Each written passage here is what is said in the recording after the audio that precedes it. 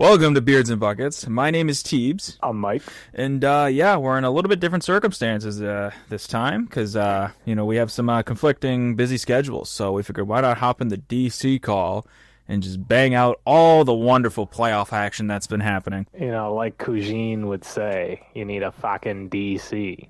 Exactly, fucking DC, caffeine-free DC. Tobias Harris over me. Spitting bars, low key. Ramen accidentally. Ramen accidentally. Shout out Chris Moves, Godfather of the 2K community. But yeah, when we last left off, we were wrapping up round one and beginning round two. So And now round two's basically over. yeah, it was very much underway, but we got a lot to talk about, a lot to cover. We do. I wanted to get a couple things out of the way that aren't round two related. So, first off, Sam Presti won Executive of the Year. Shout out Sam Presti with his 40,000 picks that he has. So, yeah. Damn right. Hey, building the team. They should put him on hoarder, freaking TLC. Yeah, no kidding. But, you know, it's the good type of hoarding when you hoard potential generational prospects just on the back burner. Well, you think about that, right? It means like the Thunder are going to be even like mid for like a long time. Like, you know what I mean? Like with all these picks, they're never going to be like a bottom team. It's complete sustainability, and the fact that he's been able to cultivate that is really impressive, and he's been able to seemingly get guys who he did it with Chris Paul and he did it with Horford. Right. Where we're going to go out and we're going to get guys that are aging, but we think still have enough in the tank. Mm-hmm. We're going to play them enough to show that they do still have something left in the tank. Right. And then we're going to offload them for quality assets. Yeah. And maybe we'll take on some contracts along the way. Like the Celtics shipped out Kemba to get Horford back, and if I remember correctly, a pick was sent in that deal. I can't even believe. Did you also low-key forget Al Horford played for the Thunder? A little bit. Like, I forgot that was a thing. I low-key will forget. Well, not forget, but don't think about super often the fact that he was a Sixer. Because it was just kind of like he took a vacation, got the bag, and then was up out of it. Pretty much. Low-key, I think he low-key screwed over the Sixers, which was maybe that was his evil plan all along. Yeah. He bleeds green through and through. Exactly, forever. Shout out Uncle Al, man. Damn right. It sucks that this year is probably the last year we'll ever see him and Tatum play on the same team. Potentially. I mean, Al says he wants to go maybe a couple more years, but it all depends. Like, it's easier said than done in this league. It all depends how his body's feeling after. I think he'll play next year too. How he's feeling after the end of next year. But yeah, just incredible team building though. Yeah, no, seriously. I mean, look at the Thunder a couple years ago as opposed to now. Like, there was a year where they were like 20-something wins. Like, they weren't doing that great, and Shai was on one of those teams, and they've come a long way, and it's all thanks to just good draft capital, good trading, and just player progression all around. Damn right. We gotta talk about the fucking draft lottery, bro. Well, that's our next thing, man. Listen. Karma does not exist. I am convinced. Nico Harrison does not deserve the fucking first overall pick. It fucking doesn't. Like, I have never seen a GM and a team get bailed out so fucking hard for running their franchise horribly. Yeah. You trade away, arguably, because I know Dirk won the Mavericks a title, so he's the greatest Maverick there's ever been. Yep. It's undisputed. There's a difference between greatest ever and best player you've ever had. Uh-huh. And Luka is arguably the greatest, like the best player the Mavericks have ever had. Not the greatest, but the best basketball player they've ever had. Yep. And Nico Harrison's like, yeah, you just took us almost to the peak. You guys play a couple more good games, we win a championship. But you know what? Fuck you, Luka. You drink too many beers. You're a little big for my taste. Pause. That's crazy. Ayo. But he's like, you're a little tunned. Yeah, and man, stop eating them sticky buns, Luka. That don't fly in Texas. We eat nothing but healthy in Texas. Yeah, except for those big old women in San Antonio. Shout out to Charles Barkley. But yeah, for them to offload a star like that and then by sheer dumb luck, dude, handed another one is just so brutal.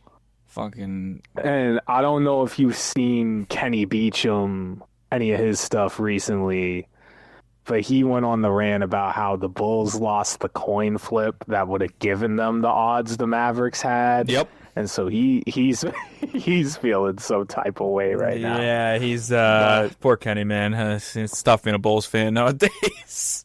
Damn right. I will say, as annoyed as I am that the Mavericks lucked into this pick. Yep. And frankly are getting a prospect I don't think they deserve to get. No. God, no. The fit is going to be incredibly interesting, and I think the team will be super fun to watch, barring injury. Kyrie, AD, and Cooper Flagg, along with the role players they got there in Dallas, like they could potentially be running a lineup that has Cooper Flagg at the 3, AD at the 4, and Derek Lively at the 5. And yeah, that is just a tall-ass lineup that's going to eat you up defensively. And then they've got Kyrie running the point. Well, the problem there... That's incredible. The problem there, we may not see Kyrie until like the middle of next year, maybe longer. So it kind of sucks that we're not going to see...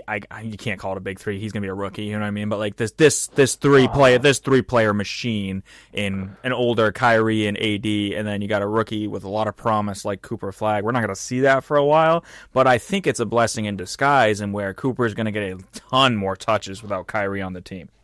His role is going to increase quickly. Yeah, which is good for him, a player like him. Anthony Davis is maybe the perfect guy for him to learn from. Right. And, like, he's not quite as big as AD, but he's got a super long wingspan. You know, he's really long. Yeah, we like length around here. Yeah, it's all about length. Yep. But he has the potential to have a similar defensive impact to an AD. And that's just a great opportunity to have a mentor and to set up the team for the future. Yep.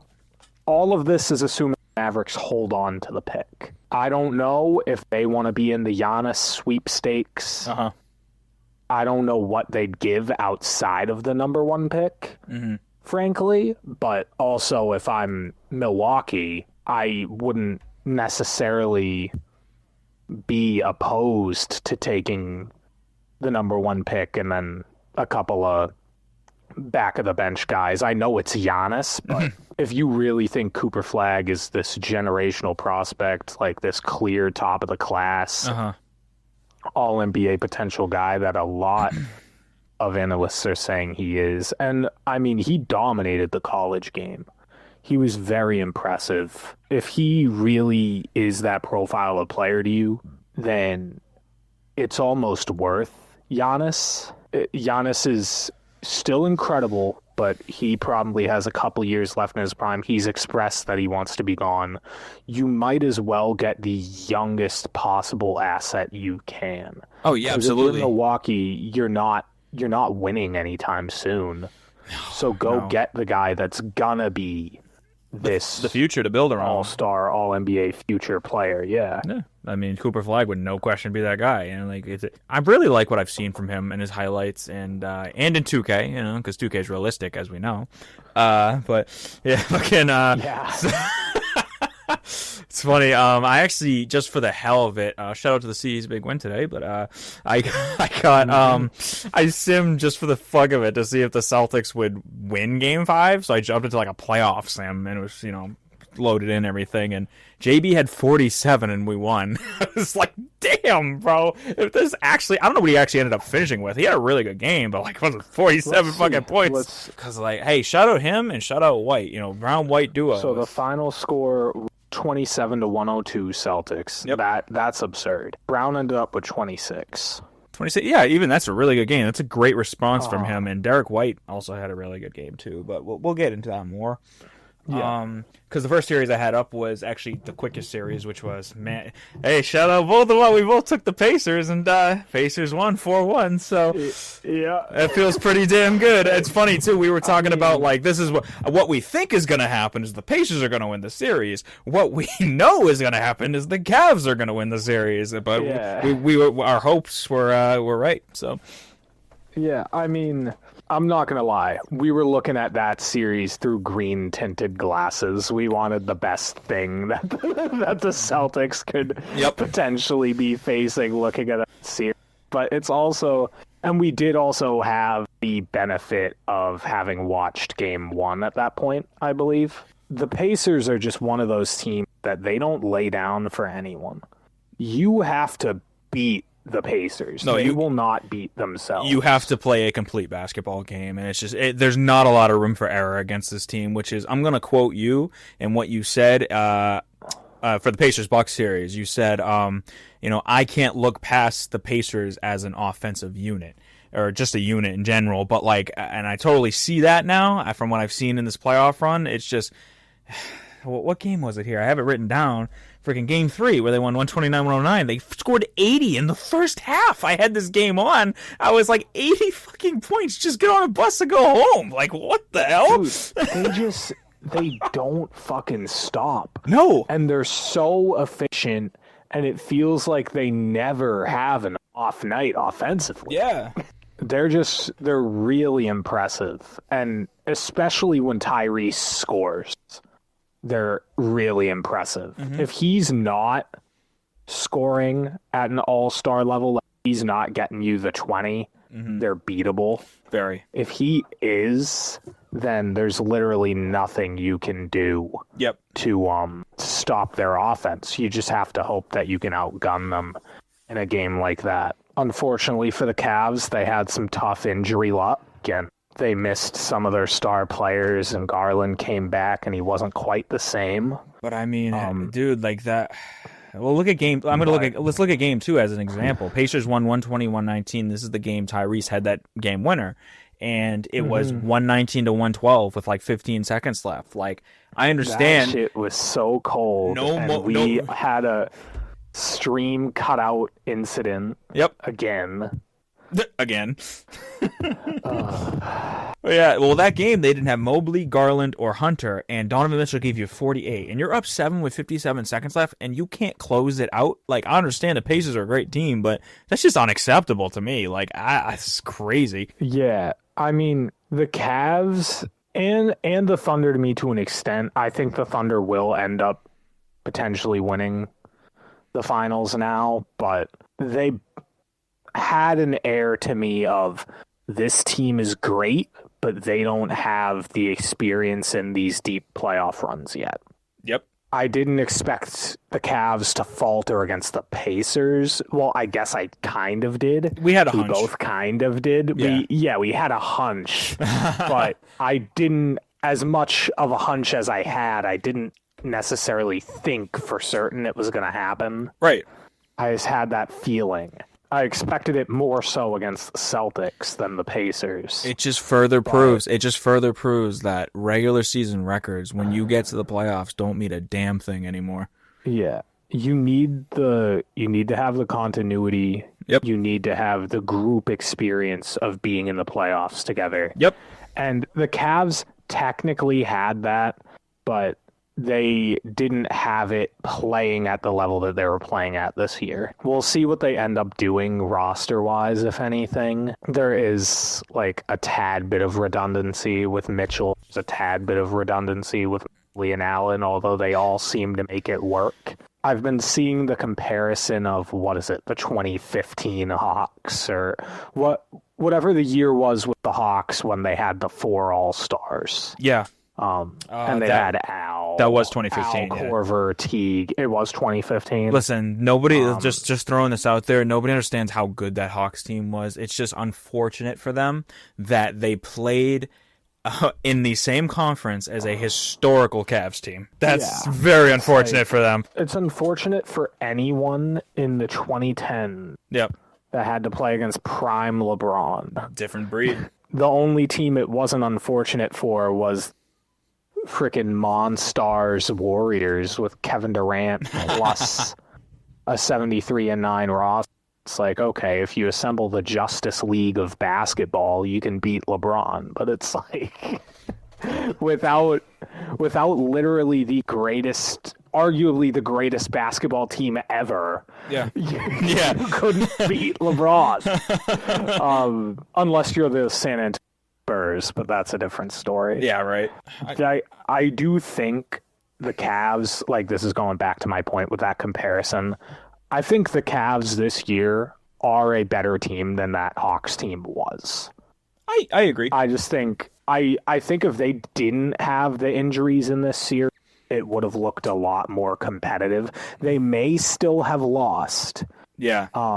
But it would have been a lot more competitive, and I think it would have been more of a Cavs lost it as opposed to like they didn't really have a fair necessarily with the injuries they had. It's so tough when you have a team easily built to win a championship and they go out in the second round. It just raises so many questions and red flags, and you're like, what the hell? Like, what do we do from here? And I don't think they change much, but it's like you might have to change something, dude, because you're probably, if the Pacers kind of stay the same, you're gonna have to maybe play them again in the playoffs. You can't just keep it the same. You got to kind of figure things out. That's assuming the Pacers don't get better. Right. Yeah, they can. I think they can only get better. Same. Whether they bring in someone new or their guys just develop. Like a guy like Ben Mathurin, he's still young. Yeah. Like he was only drafted 2 years ago? He was drafted in 2022. He's only been in the league for 3 years now. He averages 16 points a game for his career. I would not be shocked if that gets up into the low to mid 20s. Yeah, he could ramp it up in the next couple of years. And you see this team even more improved than they are right now. I'm going to let you talk for a second. I got to blow my nose. Have fun blowing the BRB. Have fun with that. BRB, my B&B crew. I was just going to throw it there, and I threw this up on TikTok today. I was talking about how cool would it be for the Pacers to go to the finals, and this is my reasoning. You have to think, right? Pacers fans have been through hell and back. Reggie Miller, one of the greatest shooters of all time, never got the job done. He got them there. He could never win a ring. It was so unfortunate because it was there for 2 damn decades, basically. You know what I mean? It was like insane. Move on to another era. You got the prime Paul George era of Indiana, and things were looking great. They got to a conference finals. They got destroyed by LeBron. Nobody's surprised by that. But Paul George, his career was unfortunately derailed by that gruesome leg injury, and nothing ever came of that. And Indy fans got very hyped up about potentially winning a championship multiple times. Now you're in this new, fun, exciting era of Indiana Pacers basketball. Hallie, Turner, Siakam, Nembhard, frickin' Mathurin, top, and the whole team's pretty damn good. And historically, statistically, they are one of the greatest offensive teams the league has ever seen. So, yeah. Did you hear any of the rest of that? Yes, I heard. Oh, you heard it. You heard all of it? Good. I did. I kept the headphones on while I was searching for a tissue. And nice. Nice. But Haliburton, in terms of Pacers legends, is up there in that Paul George conversation. And, with the 2 conference finals appearances, he's matched what Paul George has done. Right. In terms of Pacers' career. I don't know. Do the Pacers have championship? No. I feel like they don't. They don't. No, that's what I was talking about. They've been through hell and back because they've had some really good teams over the last 30 years, and none of them could ever get it done. Oh, they won 3 ABA. They won some ABA championships, but they never won an NBA championship. Right, that's right. Yeah, but like they've been through a lot of great eras of Indiana basketball, and none of them get the job done. If it's not for the biggest brawl in NBA history, they arguably win a title. Arguably, I think they do win a title. That team was stacked. They were so good. So freaking good. We got Jermaine Ron Artest in his prime. Jermaine O'Neal. Like very young Jermaine O'Neal, I should say, but Reggie Miller. He was kind of old, but he was still hooping, but fun team. Steven Jackson. Just gonna throw him out there. Yep, honorable mention, Steven Jackson. But man, that was a tough, rugged team. If that damn fan didn't throw the damn cup of beer, Ron Artest didn't run up and whale the wrong fan in the face, and the Pacers could be NBA champions. Exactly. It's that cup of beer's fault. Yeah. Yeah. It's the Brewskis. Not the fact that Ron Artest ran into the stands and beat up a fan. Hey, in all fairness, if someone throws a beer at me, I'm not taking that lightly. Yeah, it's like I'm not taking that lightly. That's crazy. No, I'm not going to lie. Depending on who it is, will depend on whether I'm putting hands on that person. But, right. Like, if fucking Dwayne "The Rock" Johnson threw a beer at me, I'd be like, all right, bro. Okay. Yeah, like Steve Austin's fucking slamming brewskis on me. I think I'd have to look the other way on that one. But, I feel like his response is entirely warranted. Listen, if the Celtics, because now the Celtics won tonight, we'll get into the Celtics later with the Knicks, 3-2. Obviously I want the Celtics to win. I don't think without Tatum it's going to be very difficult, obviously. But I would not be upset for the Indy to win the NBA championship at all. I would not either. Yeah. And there's a couple of matchups that I would like to see. And I apologize to Thunder fans in advance. None of them involve your team. That's totally fair. And I want it to either be Knicks Timberwolves. That would be insane, honestly. Pacers Timberwolves. So you just want Ant in the finals, regardless. I want Ant in the finals. Same here. Same. So bad. Like the way I would love to see things go is Denver somehow beats OKC, and then Minnesota beats Denver like they did last year. Yep. And then you get Timberwolves finals appearance. Now, the Knicks, I think, are the better team than the Pacers. I think if they play the Pacers, they should win. And I like the Knicks, so I wouldn't mind seeing them in the finals. It's like if they weren't playing the Celtics, I'd be rooting for them. So you want New York to burn to the ground? But there's a difference between me wanting the Knicks to win as them being my second favorite team, and then looking at the actual game, looking at the potential matchups. I just feel like Pacers Wolves would be so fun to watch. Like, it's two teams that no one would expect. It's two smaller markets. But man, that would be some fucking great basketball to watch. Current/rising stars in Haliburton and Anthony Edwards. And by the way, while we're on the Pacers, I'm sorry. If you voted Tyrese Haliburton most overrated, get the fuck out of my face. I don't understand how anyone could say that. When he had that run in the play-in tournament, and he was looking great before he had that injury to, I think it was his hamstring. People were like, oh, is he the best point guard in the league? And it's like, okay, that's a little overrated. But I feel like once that sort of died down, he was properly rated as like a top 3-4 point guard in the league. And I feel like when he's at his best, that is a completely reasonable take. When he's playing at his best, he's giving you 20 points and like 12, 13 assists on good efficiency for one of the best offenses in the league. And I don't have the stats in front of me, but I want to say, just statistically, at least I'm pretty sure when the Celtics played them last year, they're just a very entertaining team. And I do agree that people still call Tyrese overrated at this point. insane. They're just lying to themselves. Insane, like especially after that last game. I think he had 31 or something like, in the closeout game. Like I just don't get it. He gets up for big games too. Yeah, he's a shit talker, and I love it. He talks so much shit to the crowd. He's got some type of beef with Damian Lillard, but like he's making it fun, you know. Like that's the type of stuff you want. You want shit talking. You want rivalries. You want teams that feel like they hate each other, even if they're like all good off the court. On the court, you want it to feel like this is life or death. Pretty much. We hate these guys. We want to beat them by any means possible. Mm-hmm. Yeah, we just spent so much time on the freaking Pacers. Dude, they're so damn fun. Yeah, right. Exactly. They're so damn fun.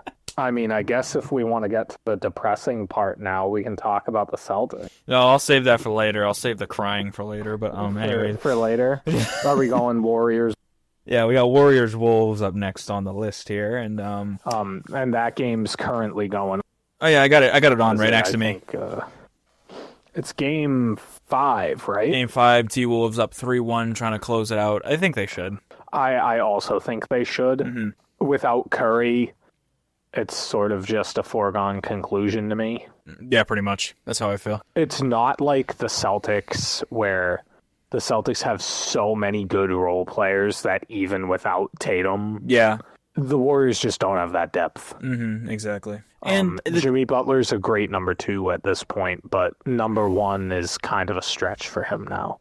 What were you going to say, though? Sorry. Oh, no, you're good. I was just going to say, I feel like a lot of people are kind of kidding themselves with the Warriors, and like even fully healthy, like the team's too new to really make a finals run. Like you hardly ever see a team get put together at the trade deadline and go to the finals. Like it just doesn't happen.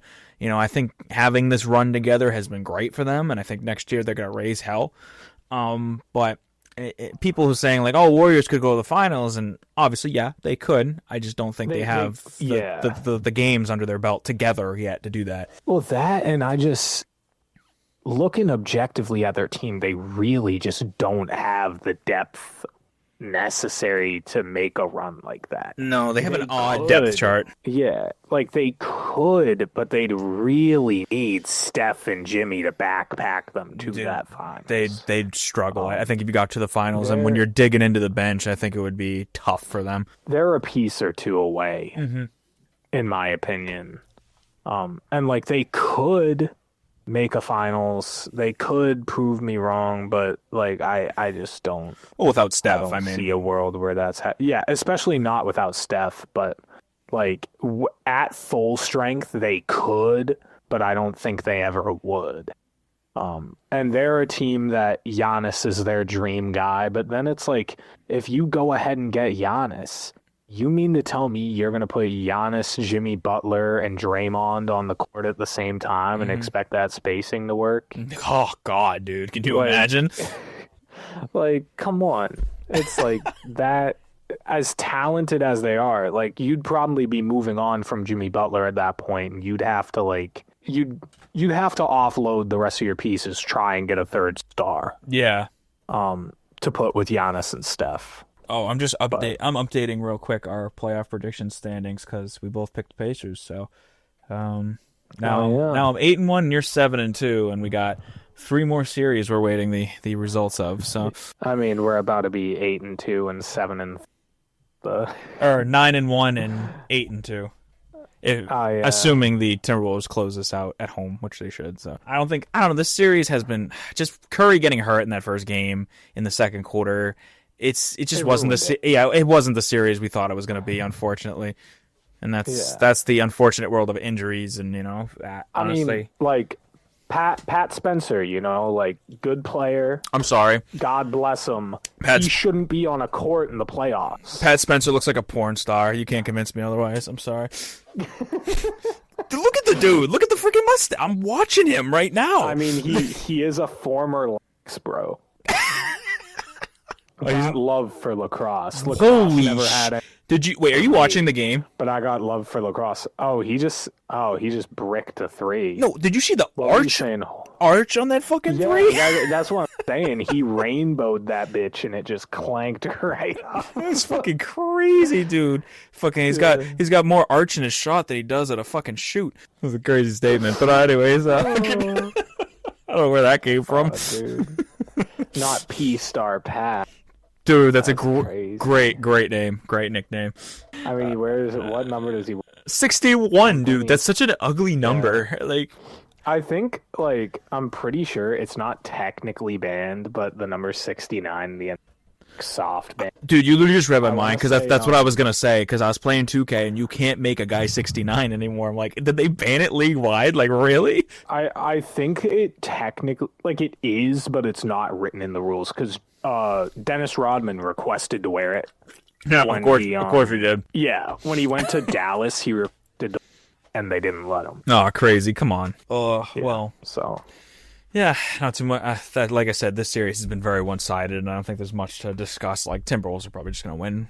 If they don't win tonight, they're going to win next game. Like, let's be real. I don't see how this goes 7 without Curry. So they are not blowing a 3-1 lead. No, exactly. This Warriors team. We can essentially wrap this now. up. They're only up 7, but they've seemed pretty in command of this game.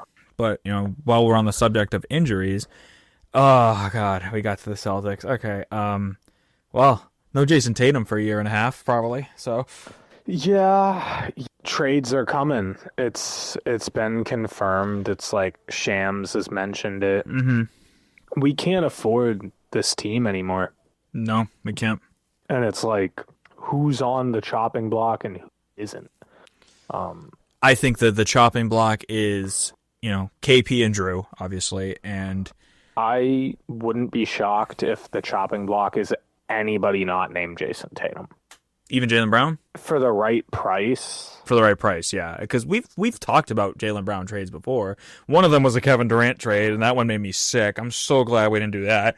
At this point, I think it's like your championship window with this roster is closed. Yeah. You're going to lose another year with Tatum being out. I wouldn't be opposed to saying, let's try and get the rebuild happening while Tatum is still young enough to be on the timeline, whatever rebuild we do. And that's the only reason I say Jaylen Brown, is potentially movable. Yeah. Because, if you could, maybe not this draft class, maybe not this year, but, if San Antonio said, we'll offer up the number 2 pick and we'll give you, I doubt they'd do this, but, if they just said Stephon Castle, Harrison Barnes, and the number 2 overall pick for Jaylen Brown. I don't know if the money works. Yeah. I don't know. I have no clue if any of that works. But, I would be very intrigued with that trade package for Jaylen Brown. I think it would probably, honestly, it might be too much, the Spurs offering that. They might be able to get Giannis with a package like that. Yeah, absolutely. Even if it was just a number 2 pick straight up for Jaylen, it would be intriguing because you have a chance to bring in a guy who could be a franchise player. Obviously, Jaylen's prime, but he was the number 3 pick, and people think this draft class is really good. I'm not too tapped in to college basketball. I should be more. Yeah, we both should be more. I really need to be. But I just think it's something to look into. I mean, obviously you have to move KP or Drew, if not both. Yeah. At this point, right? I have no clue what haul you're gonna get for either of them. To get rid of, when he was in Washington, they gave the Celtics a first-round pick to get off of Porzingis. Yeah. So it's and with all the injuries, I love the guy to death. He's one of my favorite players. He's just so injury-prone, and he's had this illness now on and on. Oh yeah, unfortunately, it's like a respiratory thing where it's obviously in a very physical game like basketball, and you're running back and forth. It's going to take a toll on you very easily. And I don't know if that's a continuous thing for him the rest of his career. God, I hope or not. If it's something that he's gotten over. I just don't see the Celtics getting positive assets for Porzingis. No, it's tough. Drew, I think, is a different story. Drew can give you still give you that 10, 15 points a game, maybe, you know what I mean? And he can guard, he's still at the point where he can guard any one of your star players. Like, he's still at that point. So I think he's still a valuable asset to any team, even though he's mid 30s now. Yeah. I think if you give him to the right team, you can get something for him. Like, right. You have to give him to a contender if you want to get positive assets for him. With Drew Holiday. Now, other guys like Derek White, Jaylen Brown, if you want to get rid of them, you can get positive assets for them. You definitely get picks for those guys, if not years, or both picks and young players. Right. It's just thinking about the way we had our team. You have a bunch of strong defenders. You spread the floor. You all shoot threes. Is that how you want to continue to build around Tatum? It's also yet to be seen, and it will be yet to be seen for another year, potentially year and a half. The Celtics. Is Tatum the same player? That's a whole nother conversation. Yeah, is Tatum going to be the same guy? You know, and then there have been times in his game where he's shown inconsistency, and is a year off the court gonna, jeopardize that? Like, or is he the type of guy that can bounce back from adversity and, be a better player? Like we've seen it with Kevin Durant, same injury. He came back. No one knew what he was going to be, and he's still a great basketball player. And it's such a tough injury to come back from. I mean, it's like a death wish, low-key, in the NBA if you tear your Achilles. Unfortunately, dude, like there has been very, very few times as a Celtics fan where I started crying, bro, and this was one of them, dude. I was getting so emotional watching this, dude, because the way he grabbed it and rolled around, like this son of a, he just tore his fucking Achilles because non-contact. Yeah. What else could it be? I was like, oh my God, it's so unfortunate, and now it raises a million different questions for the Celtics as an organization.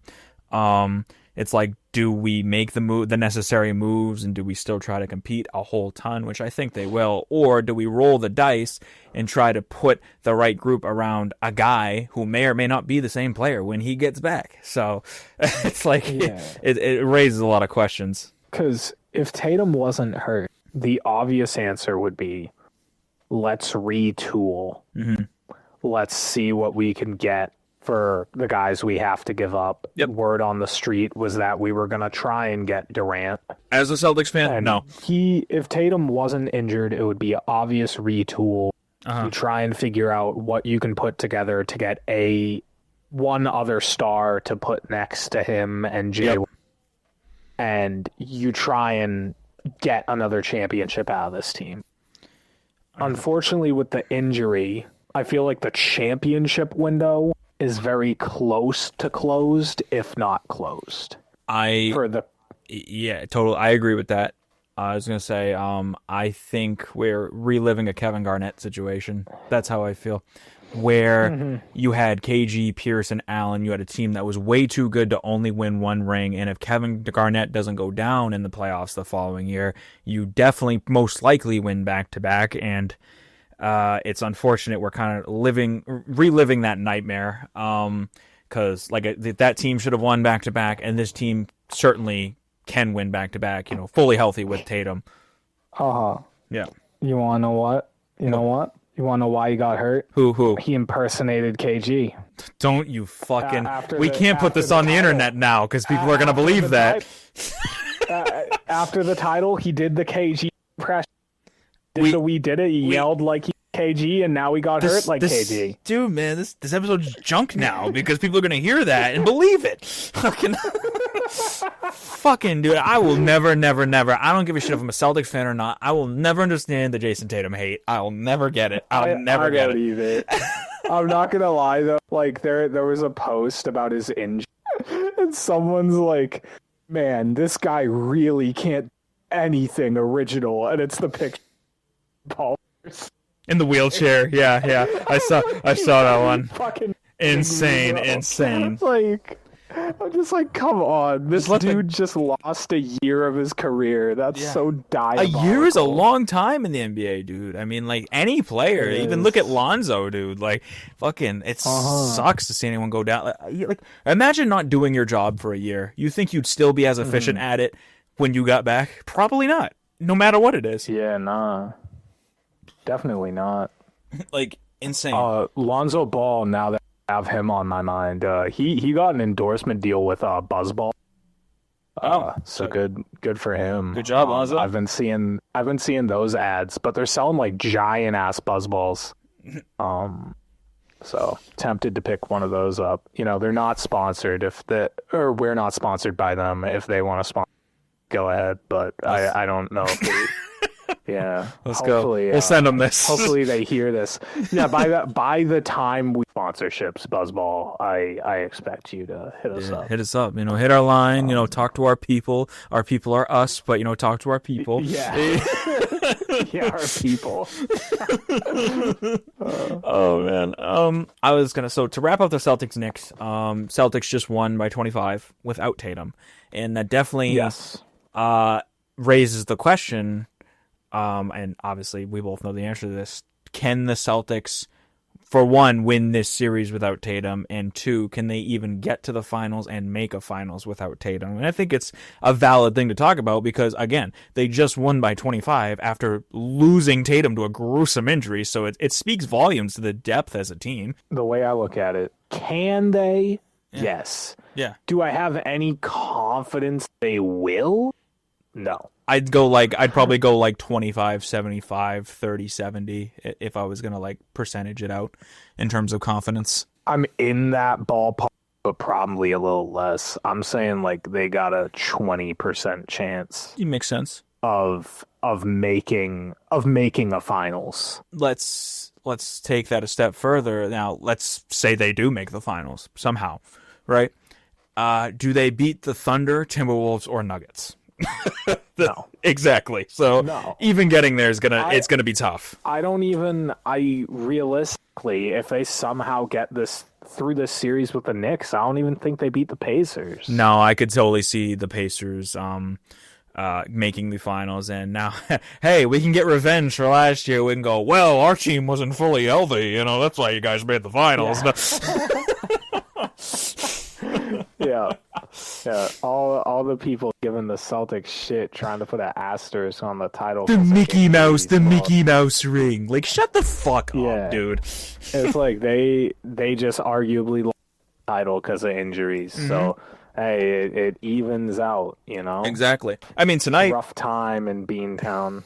Yeah, well, hey, Derek White tonight, 34. Shout out Derek White. Jaylen Brown bounced back. He had 26 points, 12 assists. So he was doing... Kornet? 8 rebounds, too. Everything, dude. Dude, Kornet, listen, Mike knows, but some of y'all may not know. Luke Kornet is like...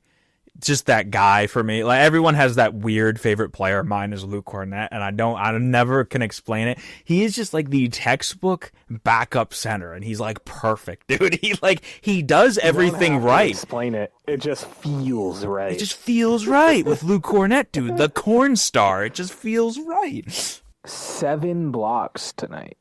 7 10 points, 9 boards, 7 blocks in he didn't even start. Think about that. In 25 minutes. He was giving Mitchell Robinson hell, too. Yeah, like, that's impressive. Yep. I need to see Luke Kornet start taking threes again, though. Bro, I would lose my fucking mind if he hit a 3. Like, he had the shot when he was in New York. Yeah. I want to see him start letting them fly again. Dude, it's on TikTok. I posted this Celtics Knicks thing, and so I'll have to send you this. Somebody posted this cartoon of Luke Kornet tucking Jalen Brunson into bed. It's awesome. Hey, like at the end of the day, everyone's been saying Knicks in 5 because Tatum got hurt. Celtics are still in the damn thing, so Game 6 will be very interesting. If the Celtics pull off Game 6. Game 7 in Boston, dude. Can you imagine? Game 7, they might have the momentum.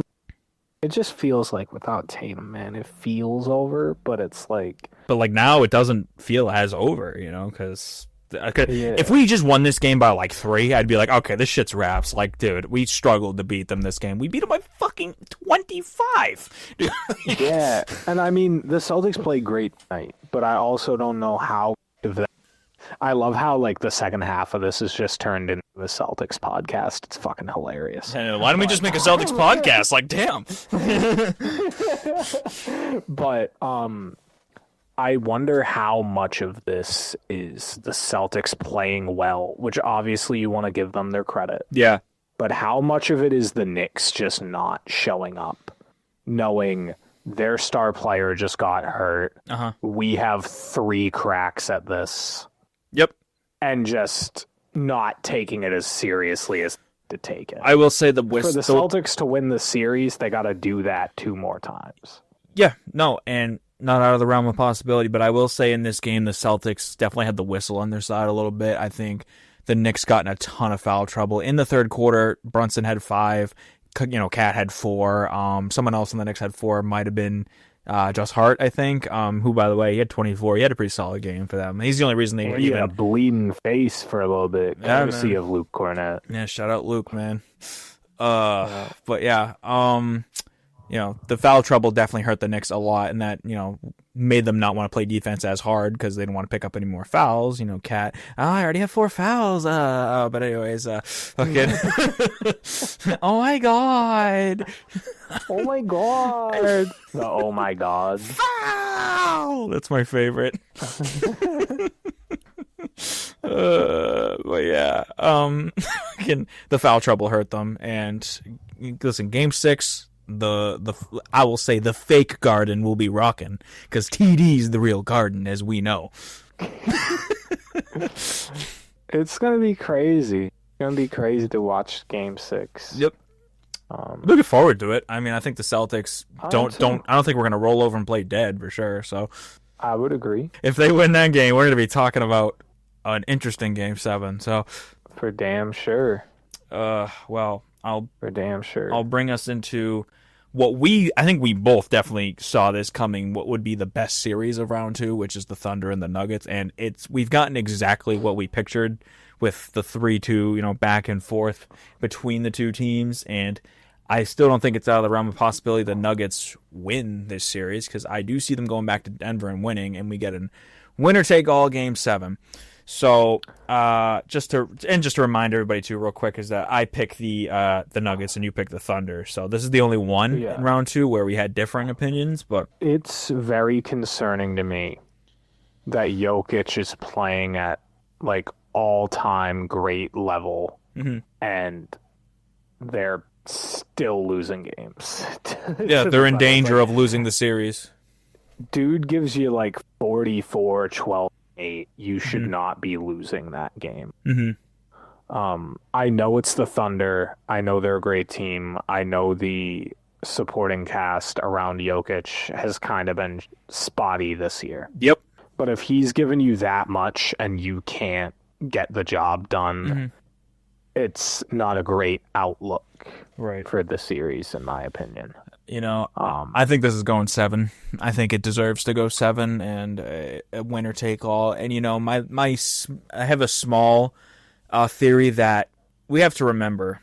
This is the Nuggets have played 12 playoff games in 2 rounds. You got to think about that too. So if they got to a Game 7, it'd be their 14th game in 2 rounds. It feels like the damn Lob City Clippers, you know what I mean? Playing fucking mad playoff games just to be second round exits every year. That's gonna take a toll on you eventually, playing that many playoff games. Damn right. As opposed to the Thunder. The Thunder have played 4 less games, if you think about it, or right? Is that correct math? I don't know. They're a much fresher team. Yeah. And even outside of just being a fresher team, they're just younger. They're going to have fresher legs, and they're just really at advantage. I just want to throw it out there right now. Julius Randle is cooking. I just figured you'd like to know that. Oh, he is. I just saw him hit a shimmy after hitting a three, and then he just got an and one on my screen with seconds. I know you're a big playoff Randle fan, so he's shown up this playoffs. It's good. Felt like he was going to. He was fucking due for it. Yeah, I mean, he's not letting the reputation get in his head, which is good. Yep. You know, it's that Anthony Edwards leader. Bring your ass. Yeah, he told him, bring your ass to Minnesota, and then I ain't never been to Minnesota. We'll have the utmost confidence in you. At this point, I could see it going 7. Yeah, but it's also like, for whatever reason, I feel like the Thunder are gonna get it done. Yeah, absolutely. I could see it. Timberwolves are up 15 at half, by the way, while we're watching this, so looking pretty good for them. Yeah, it's looking like they are conference finals. Curry's walking out in his fucking second year in a fucking row. Jogger suit and fucking strolling out. It's crazy because like the Wolves and the Pacers are both teams that got to conference finals last. People sort of underrated. People, yeah, and people counted them they're out both this year. They're both about to be in the same situation here. Something to be said. That Karl Towns trade isn't looking bad for the Wolves now. No, dude, Julius Randle's been on fire. Like, he's been great. I think he's been better than Cat in the playoffs. You think so? I think so, yeah. I think Cat's been inconsistent at times, but I mean, he's still getting you a lot of rebounds and everything. I think he's gotten into foul trouble a lot, and he's missed some good looks. And I've yet to see like an outstanding game, but that's also partial to Jalen Brunson too, being Jalen Brunson. So Brunson's so fucking good, man. He is. That's the main thing.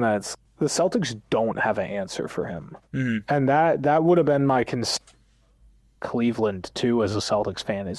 Seems like, and I was talking with my dad about this, for the defenders that Drew Holiday and Derek White are supposed to be, and don't get me wrong, they're good defenders.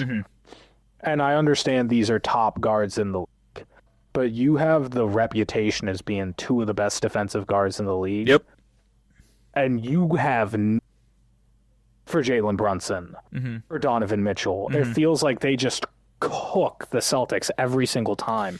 Yep. And if they're going to do that against the Celtics, who's going to stop those guys? Yeah. Well, who would Indiana have, to fucking do that? They'd have absolutely no.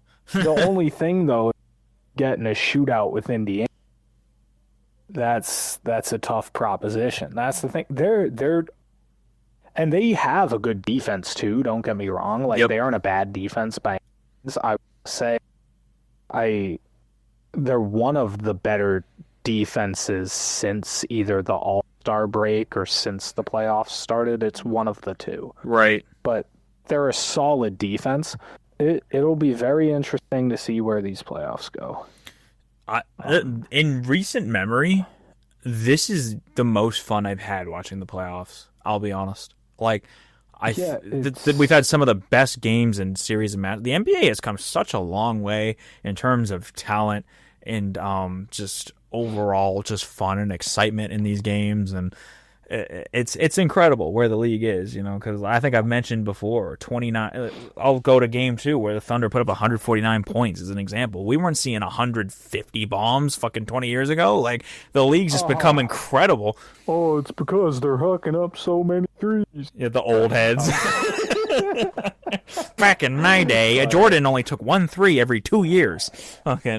Yeah, it's finally gotten to a point in the league where there's so much parity in that you can get to the playoffs and nothing's a foregone conclusion. And you couldn't say that even like 6-7 years ago. It's like in the mid 2010s, it was Cleveland and Golden State going to the finals everyone knew they were going to be there, or they were going to be close to being there. Right. And these last, 3-4 years have really just been even since 2020, it's just kind of been new team after new team after new team, and no one knows what's going to happen. Yeah. The playoffs come around, and it's exciting. As a basketball fan, that's what you want. Well, think about it, right? We're in round 2 with a 6v7 matchup. That was like unheard of. Like pre-play-in NBA, that was like unheard of. Like the 6 and 7 teams didn't fucking win in round 1. It didn't happen. Yeah, I feel like the talent in the league too has just grown. Where like it. Don't get me wrong, the stars still feel everything. Yeah, but it feels like depth is so much more now than it used to be. Oh yeah. Like you could get away before with having 2 or 3 incredible guys, and then having the rest of the players be kind of meh. Mm-hmm. Where now it feels like you need to have a fully good all-around team to have a chance of competing. Absolutely. We've yapped a ton about round 2 because there was a lot to yap about. So we've been speaking some Japanese. Yeah, drinking some yappuccinos. Yeah. Well, I think that's where we can yap it off. Yeah. Well, let us know your playoff predictions and who you think's winning the finals. If your favorite team's still in it, ours is, of the Mavericks. Oh. Draft luck. Yeah, shout out Nico Harrison. Go to GM. Am I right? Yeah, I'd give him executive of the. Someone somewhere, some Mavericks fan somewhere, just drop kicked the house plant because I said that. But yeah. I'm curious. Go vote for executive of the year. I'd laugh so hard if he did. That'd be insane. Who the fuck is voting Nico Harrison for executive of the year? Imagine being the one guy with that take and having to defend it. Right. Oh, I'm blanking. Wait. I'm blanking on the Lakers GM name, but his name. But he definitely voted Nico Harrison. Rob Pelinka definitely voted Nico Harrison. Yeah. He's like, I got you, my boy. You the man. He's like, yeah, you got my vote. He's my number one supporter. He's my number one supporter. Well, thanks for listening, guys. Until next time. Peace.